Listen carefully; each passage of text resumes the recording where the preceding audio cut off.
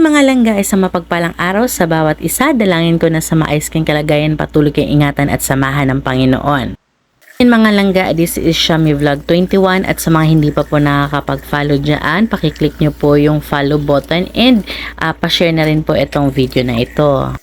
So ito na nga mga langga, sa ating mini vlog for today ay share ko sa inyo yung aming pagluluto ng laing. So ayan, dahil meron po nagbigay sa amin ng gabi at medyo napadami po yung pagbibigay niya. So nagpapasalamat po ako sa kanya sa blessing na ibinigay niya po.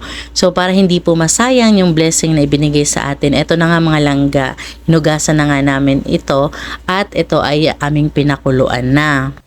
Hindi ko na masyadong isa-isahin mga langga yung pag-process ng pagluluto nito kasi alam ko naman na iba-iba tayo ng way ng pagluluto. So, ito nga mga langga, ayan, tinanggal na nga namin yung tubig niya tapos nilagay muna namin siya sa ibang lagayan tapos magigisa na tayo ngayon ng ito yung taba ng baboy ay pinatanggal muna natin yung kanyang mantika.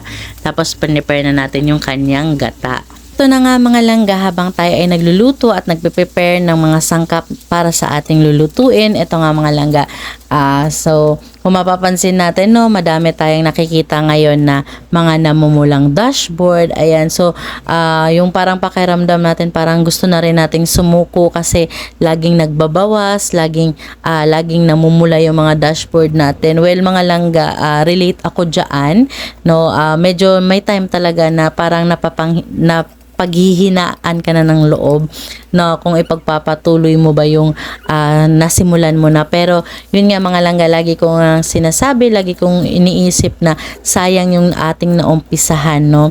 So yun nga mga langga, patuloy lang tayo kahit na minsan talagang yung requirements talaga ni Lolo M talagang napakahirap abutin, pero yun nga, tiwala lang tayo at patuloy lang tayo mag-pray sa Lord na itong ating tinatahak na platform or itong ating kasi ito mga langga, parang ano na rin ito, parang trabaho na rin natin ito no.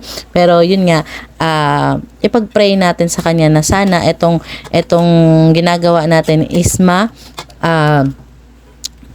makuha natin yung requirements ni Lolo M. Kaya tuloy-tuloy lang, wag tayong mape-pressure kung yung iba matataas na yung kanilang mga followers. Kumbaga tayo, kahit nasa baba pa tayo, patuloy lang tayo, wag tayong mawawala ng pag-asa kasi yung mga matataas na yung mga followers nila ay nag-umpisa din yun sila sa maliit.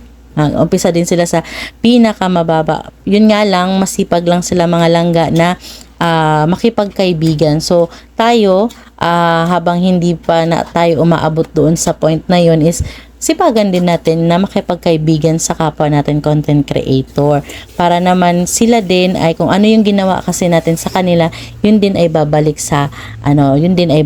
din sa atin. Kaya lagi tayong maging palakaibigan sa ating mga kapwa content creator at makipag-engage na rin mga langga. Engagement is the key para lahat tayo ay sabay-sabay na umangat. Yun lang, God bless!